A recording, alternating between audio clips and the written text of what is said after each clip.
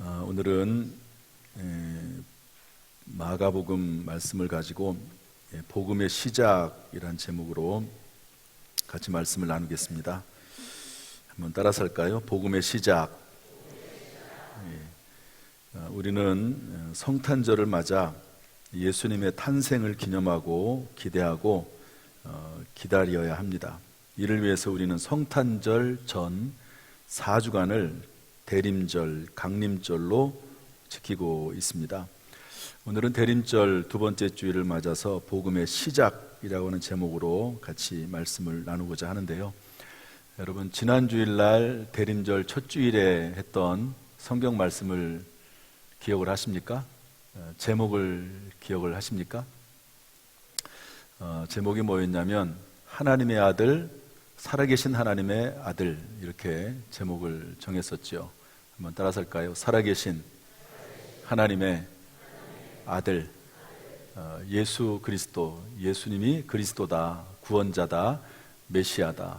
그런데 그분이 살아계신 하나님의 아들이시다, 이런 말씀을 전했습니다.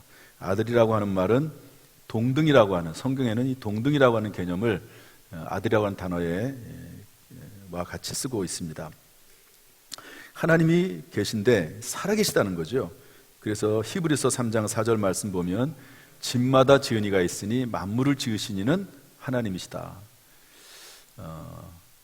하는 것이고, 히브리서 11장 6절 말씀 보면 믿음이 없이는 하나님을 기쁘시게 하지 못하나니 하나님께 나아가는 자는 반드시 그가 계신 것과 또한 그가 자기를 찾는 자들에게 상 주시는 믿어야 된다고 말씀하고 있습니다. 여러분, 하나님이 살아계셔서 늘 우리와 동행하시고 우리를 구원하시고 우리에게 은혜를 베풀어 주시는 줄로 믿습니다. 그런데 오늘 제목이 복음의 시작입니다. 이 복음이라고 하는 말은 헬라어로 유앙겔리온인데요, 우리 한자로 하면 복된 소식, 좋은 소식입니다. 유앙겔리온이라고 하는 의미는 좋은 소식을 전하는 자에게 주어지는 보상을 의미합니다. 그러나 이것이 점차 좋은 소식 그 자체를 뜻하게 됐습니다. 특별히 신약 성경에서는 이 말이 성부 하나님께서 성자 예수님의 삶과 죽음과 부활을 통해서 모든 사람에게 구원을 베풀어 주시는 것으로 그렇게 이해를 했습니다. 한번 따라서 할까요? 하나님께서 예수님을 통해서 우리에게 구원을 베풀어 주시는 것, 이것을 복음, 좋은 소식이라고 말을 합니다. 그런데 복음의 시작이라고 기록을 했습니다. 하나님의 아들 예수 그리스도의 복음이다. 지금 내가 전해주는 것은 하나님의 아들 예수 그리스도의 복음이다라고 써도 되죠. 그런데 굳이 여기에다가 복음의 시작이다 이렇게 썼습니다. 우리가 이것을 이해하기 위해서는 구약성경 창세기 1장 1절을 봐야 됩니다. 여러분, 이제 구약성경과 신약성경 66권으로 되어 있지 않습니까? 그런데 예수님 이전의 책을 구약성경이라고 하고 예수님 이후의 책을 신약성경이라고 합니다. 그런데 구약성경의 첫 번째 책이 창세기고 신약성경의 첫 번째 책은 마태복음이지만, 그러나 마태, 마가, 누가, 요한복음 이 네 복음서는 모두 예수님에 대한 이야기이기 때문에 신약성경의 첫 번째 범주에 들어간다고 볼 수가 있습니다. 그런데 구약성경 첫 번째 책에 창세기 1장 1절에 뭐라고 기록하고 있냐면 태초에 하나님이 천지를 창조하시니라. 따라합시다. 태초에 하나님이 천지를 창조하시니라. 그러니까 온 우주 만물을 하나님께서 창조하셨다는 겁니다. 태초에. 그러니까 이 태초라고 하는 것은 시간의 시작이잖아요. 그러니까 시간의 시작과 동시에 온 우주 만물이 창조가 되었고 우주 만물의 시작이 태초에 어느 시점에 있었다. 시간의 시작, 우주 만물의 시작이 있었다라고 창세기 1장 1절에서 말씀을 하고 있는 겁니다. 그러다가 마가복음에 들어와서 하나님의 아들 예수 그리스도의 복음의 시작이다 이렇게 말씀하고 있거든요. 그러니까 창세기에서는 우주 만물이 시작이 되었고 그 다음에 신약성경에 와가지고는 중요한 요점이 뭐냐면 복음이 시작이 되었다, 이런 말입니다. 무슨 말인지 이해가 되시죠? 그래서 이 두 가지를 우리가 병행해서 봐야 될 필요가 있다 하는 겁니다. 그런데 따라서 어떤 의미가 되냐면 본 구절의 시작이라고 하는 말은 창세기 1장 1절의 태초에란 말과 비교해 볼 때 우리는 우주를 창조한 바로 그분이 인간 구원의 역사도 수행해 나간다고 하는 것을 알 수가 있습니다. 복음이란 말과 시작이란 말을 연결시키면 예수의 복음은 새로운 시작, 즉 단순한 시작의 전개가 아닌 영적 차원에서 새로운, 완전히 새로운 인간 구원을 위한 하나님의 신시대가 시작되었음을 강조하고 있는 겁니다. 다시 말해서 구약 성경에는 온 우주 만물의 시작과 창조가 시작이 되었다. 신약 성경에 와가지고는 이제 하나님께서 예수 그리스도로 말미암아 복음이라고 하는 새로운 시대를 열어가신다라고 하는 것을 알려주고 있습니다. 따라서 예수 그리스도의 오심은, 예수 그리스도는요, 새로운 구원의 시대가 열렸다는 것을 우리에게 말씀하고 있는 것이죠. 그래서 이렇게 예수 그리스도로 말미암아 복음이 시작이 되고, 또 예수 그리스도가 복음 자체이시기도 합니다. 그런데 이 복음으로 인해서 어떤 새로운 시대가 열리게 되었는가 하는 것을 먼저 좀 살펴보려고 합니다. 첫 번째로 화평의 복음, 예수님께서 우리에게 주신 복음은 화평의 복음입니다. 따라합시다. 화평의 복음. 우리 사도행전 10장 36절 말씀을 다 같이 읽어보겠습니다. 시작. 만유의 주 되신 예수 그리스도로 말미암아 화평의 복음을 전하사 이스라엘 자손들에게 보내신 말씀. 그러니까 예수 그리스도로 말미암아 우리에게 복음을 주셨는데, 그 복음이 어떤 복음이라고요? 화평의 복음. 따라합시다. 화평의 복음.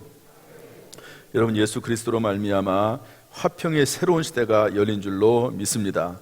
그런데 여기서 말하는 화평이라고 하는 것은요, 그냥 모든 것이 평안하다라고 하는 그런 의미의 화평이 아니고요, 이것은 하나님과의 관계를 새롭게 정립하게 됐다 하는 그런 의미에서 화평입니다. 로마서 5장 1절 말씀 보면, 그러므로 우리가 믿음으로 말미암아 의롭다 하심을 받았으니 우리 주 예수 그리스도로 말미암아 하나님과 화평을 누리자, 이렇게 말씀하고 있거든요. 여러분, 예수 그리스도로 말미암아 죄로 인해서 죽을 수밖에 없는 죄인이 하나님과의 관계를 세우게 됐다 하는 것이죠. 여러분, 십자가를 보면은요, 십자가는 가로로 되어 있고 횡으로, 세로로도 되어 있습니다. 이 세로의 십자가의 의미 중에 하나가 뭐냐면, 하나님과 사람이 이제 서로 연결되게 되고, 그리고 예수 그리스도로 말미암아 길이 열렸다라고 하는 것을 우리에게 말씀해주고 있는 것이죠. 또 그리스도 예수 안에서 사람과 사람 사이에도 화목하게 하시고, 그리고 먼저 예수 믿고 구원받아 하나님의 자녀가 된 사람들은 사람과 사람 사이에서 화목하게 하는 직분을 받았다고 말씀하고 있는 것입니다. 여러분, 예수 그리스도의 복음은 평화를 주는 복음, 평화의 복음인 줄로 믿습니다. 그래서 성경 찬송가에 보면 뭐라고 되어 있냐면, 평화로다 하늘 위에서 내려오네. 하나님이 주시는 평화, 하나님이 예수 그리스도를 통해서 하나님과의 관계를 회복해 주시는 그런 참된 평안이 우리에게 임한 줄로 믿습니다. 그래서 예수님께서는 부활하시고 나서, 부활할 때 다 제자들은 무서워서 도망갔잖아요. 예수님 십자가에 달려 돌아가시기 전에. 그때 예수님께서 부활하신 다음에 숨어있는 제자들에게 나타나셔서 제일 먼저 하신 말씀이 뭐냐면, 평안할지어다 말씀했습니다. 여러분, 참된 평안은 하나님께서, 예수 그리스도께서 우리에게 주시는 줄로 믿습니다. 이 시간에 하나님이 주시는 평안을 이미 우리가 소유하게 됐다는 사실을 여러분 믿고 하나님 앞에 감사할 수 있기를 주님의 이름으로 축복합니다. 또한 예수 그리스도의 복음은 어떤 복음이냐면요, 은혜의 복음입니다. 사도행전 20장 24절 말씀 다 같이 읽어보겠습니다. 사도행전 20장 24절 시작. 내가 달려갈 길과 주 예수께 받은 사명 곧 하나님의 은혜의 복음을 증거하는 일을 마치려 하면은 나의 생명조차 조금도 귀한 것으로 여기지 아니하노라. 사도 바울은 하나님께 사명을 받았습니다. 그 사명이 뭐냐면 복음을 증언하는 일이죠. 전도하는 일이고 선교하는 일이었습니다. 너무 그 일이 중요하기 때문에 생명보다도 더 귀하게 여겼다, 이렇게 말씀하면서 그 복음이 어떤 복음이냐? 하나님의 은혜의 복음이라고 말씀하고 있습니다. 따라서 예수 그리스도, 그분을 통해서 우리에게 주신 하나님의 복음은 은혜의 복음, 평안의 복음인데요. 여러분, 은혜라고 하는 말이 무슨 말일까요? 하나님께서 우리에게 값없이 베풀어 주시는 선물을 은혜라고 합니다. 나의 행위에서 난 것이 아니라 하나님이 거저 주신 선물을 은혜라고 하는 것이죠. 그래서 에베소서 2장 8절 9절은 말씀하기를, 너희는 그 은혜에 의하여 믿음으로 말미암아 구원을 받았으니 이것이 너에게서 난 것이 아니요 하나님의 선물이라. 행위에서 난 것이 이는 누구든지 자랑하지 못하게 함이라고 말씀하고 있습니다. 여러분, 우리가 은혜를 받을 수 있는 자격이 아무것도 없죠. 그렇지 않습니까? 그리고 어떤 사람들은요, 이런 이야기를 하면 오히려 이것을 거부하는 사람들도 있어요. 내가 마땅히 노력을 하고 내가 힘을 써서 수고로 한 대가를 받는 것이 중요하지, 무슨 은혜로 거저 공짜로 받는 게 중요하냐, 이렇게 말하는 분도 있습니다. 그러나 여러분, 가장 크고 중요한 것은요, 값으로 살 수 없는 것들은 그냥 은혜로 받습니다. 우리가 지금 누리고 있는 이 공기, 또 물, 이런 것들, 여러분들 그런 것들이 돈 주고 살 수 있습니까? 그런 것들은 공짜로 하나님께서 우리에게 선물로 주시는 거죠. 마찬가지로 구원이라고 하는 것은 사람의 노력이나 공로로 받을 수가 없습니다. 내가 얼마나 착한 일을 많이 하면 거룩하신 하나님 앞에서, 완전하신 하나님 앞에서 의롭다고 인정을 받겠습니까? 그래서 하나님께서는 예수 그리스도를 이 땅에 보내셔서 은혜를 베푸셔서 누구든지 예수 그리스도를 믿음으로 말미암아 하나님의 자녀가 되는 권세를 주신다고 말씀하고 있습니다. 이것이 바로 은혜인 것이지요. 저와 여러분은 하나님께서 베풀어 주신 은혜로 말미암아, 예수 그리스도로 말미암아 구원을 받은 줄로 믿습니다. 세 번째로, 예수 그리스도의 복음은 구원의 복음입니다. 에베소서 1장 13절 말씀 다 같이 한번 읽어보겠습니다. 다 같이 시작.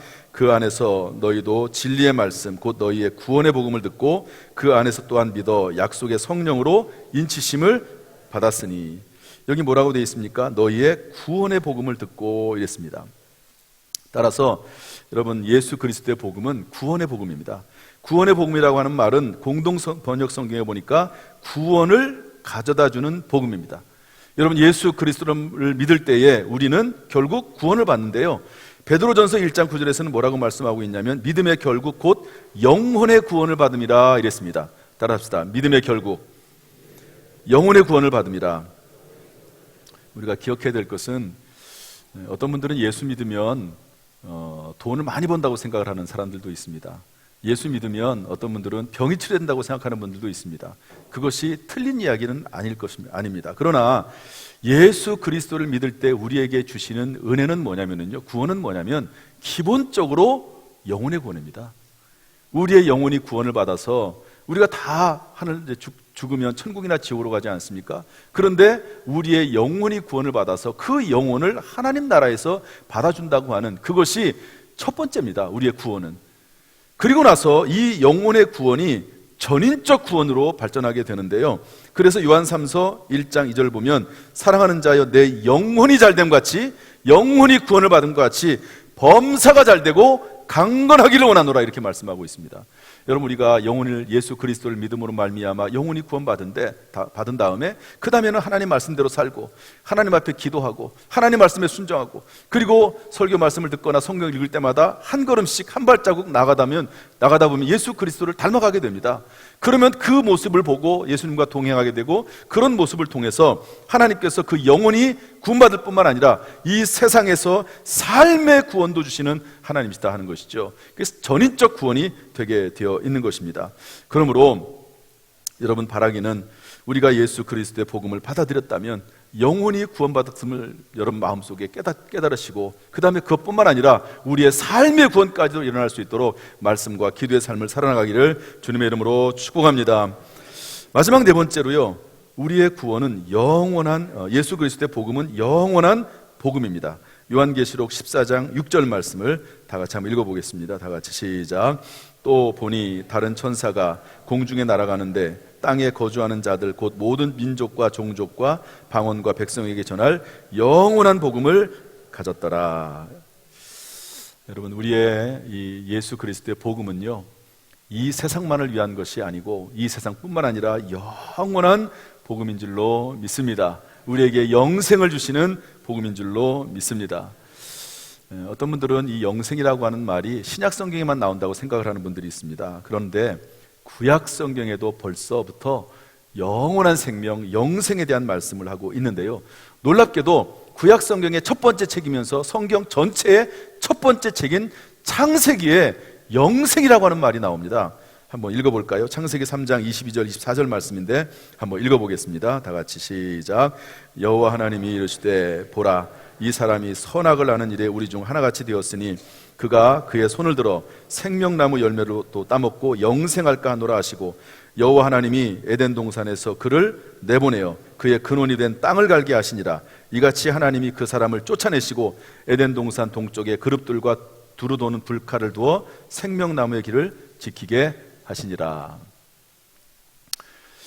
여러분, 하나님께서 우주 만물을 창조하셨죠. 그리고 아주 좋은 에덴 동산을 또 만드셨습니다. 그리고 나서 거기에다가 아담과 하와를 두셨죠. 하나님께서 뭐라고 말씀했냐면, 이 동산에 있는 모든 과일은 다 먹어도 좋다, 과실은 다 먹어도 좋다. 그러나 동산 중앙에 있는 선악과는 따먹지 말아라. 이것을 따먹는 날에는 정령 죽으리라. 이렇게 하나님께서 말씀을 하십니다. 그런데 동산 중앙에는 선악과만 있는 게 아니라 성경 말씀 보니까 생명나무도 있었습니다. 생명나무. 생명나무를 먹으면 영원히 살 수 있는 거죠.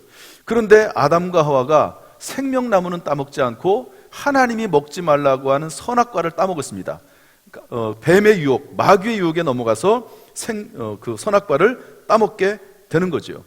그때 성경 말씀이 이 말씀입니다. 그때 하나님께서 뭐라고 말씀하시냐면, 이 사람이 선악을 아는 일에 우리 중 하나같이 되었으니 그가 그의 손을 들어 생명나무 열매도 따먹고 영생할까 하노라.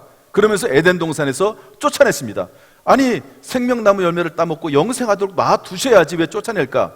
그 이유는 뭐냐면요, 여러분, 죄악된 상태에서 하나님이 따먹지 말라고 한 선악과를 따먹고 죄악된 상태에서 생명나무를 따먹게 되면 어떻게 됩니까? 죄악 가운데서 영생하게 되는 거죠. 그래서 하나님은 그 사람을 사랑하는 마음으로 그 에덴 동산에서 쫓아내실 수밖에 없었던 것이죠. 여러분, 결국 하나님께서는 태초부터, 처음부터 계획상으로 사람에게 영생을 주시기를 원하셨습니다. 그런데 그 영생은 아담과 하와의 죄로 말미암아 실패하게 되고 마는 것이죠. 그러다가 그 영생이 신약시대 예수 그리스도에 와서 회복이 되는데요, 그 말씀이 요한복음 3장 16절 말씀입니다. 우리 다 같이 한번 읽어보겠습니다. 요한복음 3장 16절 시작. 하나님이 세상을 이처럼 사랑하사 독생자를 주셨으니 이는 그를 믿는 자마다 멸망하지 않고 영생을 얻게 하려 하심이라. 예수 그리스도를 믿음으로 말미암아 우리에게 영원한 생명, 영생을 주시겠다고 하나님께서 약속하고 계신 것입니다. 여러분, 예수 그리스도의 복음 안에서 우리가 영원한 생명을 얻은 줄로 믿습니다. 이제 말씀을 좀 정리하려고 하는데요, 이제 제가 전해드리는 말씀은 주보에 나오지 않습니다. 그러니까 고개를 드시고 저를 쳐다보세요. 영생이라고 하는 이 단어가 참 중요한 단어입니다. 그런데 이 단어의 의미를 잘 이해하지 못할 때가 있습니다. 그래서 조금 제가 돌려서 설명을 하면서 이 영생에 대한 부분을 말씀을 드리려고 합니다. 우리가 사는 세계는요, 뭐 여러 영역이 있지만 기본적으로 정치, 경제, 사회, 문화, 이런 영역들이 있습니다. 어떤 영역들이 있다고요? 정치, 경제, 사회, 문화. 중요한 영역이죠. 사람의 삶 가운데 떨어질 수 없는 분야입니다. 그런데 이 사람의 삶 속에서 왜 정치가 필요할까요? 정치는 질서입니다. 질서. 제가 이전에도 한번 말씀드린 것 같은데 어제 이 말씀이 생각이 났어요. 다시 한번 좀 자세히 좀 설명해야 되겠다. 정치의 문제는요, 질서의 문제입니다. 정치가들의 영역에 속한 분들이 대통령이나 또 여러 행정부죠. 그 다음에 사법부와 입법부가 정치에 해당하는 영역입니다. 의회에서는 국회의원들은 법을 만들죠. 여러분, 법을 만드는 게 뭘 만드는 걸까요? 질서를 만드는 거거든요. 질서. 예를 들어서 법을 만들어서 행정부에서 그걸 집행할 때 차선이 있으면 그 차선의 가운데다가 노란 선을 쫙 그어 놓습니다. 그어 놓으면 어떻게 되는 거죠? 그 선을 중심으로 해서 하나는 이쪽으로 가고 하나는 다른 방향으로 가도록 그렇게 만드는 거죠. 이게 질서입니다. 이걸 누가 하냐면 정치가들이 하는 겁니다. 행정부에서는 이것을 집행하는 것이고, 입법부에서는 이것을 만드는 것이고, 사법부에서는 이것이 잘 지켜지지 않았을 때 판단하는 겁니다. 이게 정치의 영역이거든요. 이렇게 질서를 만드는 것이 정치의 영역이고, 그리고 그것의 결과는 자유입니다. 이런 질서가 있을 때 비로소 자유가 만들어지게 되어 있는 겁니다. 이 질서를 벗어나면 자유가 깨져요. 나는 자유롭다, 난 내 마음대로 해야 된다 그러면서 질서를 막 깨트려버리면, 그러면 자유가 깨지게 돼요. 자유가. 그래서 정치를 잘한다는 것은요, 곧 그 나라가 자유가 있고 그 나라가 질서가 제대로 서 있다 하는 것을 의미해주고 있는 것이요. 데모를 합니다. 데모를 하는데 데모할 수 있죠. 자유를 가지고. 그러나 질서 있게 해야 되는 거죠. 그래서 폴리스 라인을 그어놓습니다. 미국 같은데 우리나라는 폴리스 라인을 그어놔도 막 그것을 막 함부로 막 지나가는데요. 그 폴리스 라인을 딱 그어놓고 줄을 그어놓고 만약에 그것을 벗어나면 가차없이 미국에 있는 경찰들은 막 정말로 그야말로 개패듯이 막 패거든요. 그게 뭐냐면 이게 정치의 영역이고 질서의 영역이고 자유의 영역입니다. 정치를 통해서 그런 일을 하는 거죠. 경제는 뭡니까? 여러분, 경제의 영역은 뭘까요? 이것은 분배의 문제입니다. 균형과 분배입니다. 모든 세상에는요, 빈부의 격차가 항상 있습니다. 어떤 사람은 너무너무 잘 살고 어떤 사람은 너무 못 살아요. 그럼 이것을 균형을 맞추도록 분배를 해나가는 게 경제입니다. 정치 영역 속에 있지만 이런 것들을 이제 경제의 차원에서 하는 거죠. 그래서 좋은 나라는 어떤 나라냐면 중산층이 넓은 나라가 좋은 나라입니다. 이런 것들을 끊임없이 추구하면서 경제 영역에서 행하게 되어 있습니다. 이 사회 문제는 뭐냐? 여러분, 우리 대한민국이라고 하는 사회가 있지 않습니까? 이 사회는 기본적으로 다양성을 가지고 있습니다. 다양성. 남녀노소, 얼굴이 검은 사람, 흰 사람, 노란 사람, 또 직업도 다르고 엄청난 다양성을 가지고 있습니다. 그런데 이 다양성의 문제를 해결하면서 살아가는 것이 사회입니다. 이 다양성의 문제를 이해하지 못하면 사회 속에서 함께 살아갈 수가 없는 것이죠. 나와 다른 사람에 대해서도 받아들일 줄 알고 그러면서도 다른 사람을 해치지 않고 이 다양성의 문제를 해결하며 살아가는 것이 사회적인 문제입니다. 사회적으로 적응하지 못하는 사람들이 있잖아요. 그런 사람들은 참 격리시키기도 합니다. 그래서 감옥에 집어넣기도 하고 그러지 않습니까? 이게 사회 문제입니다. 문화의 문제는 뭐냐면요, 이것은 아름다움의 문제입니다.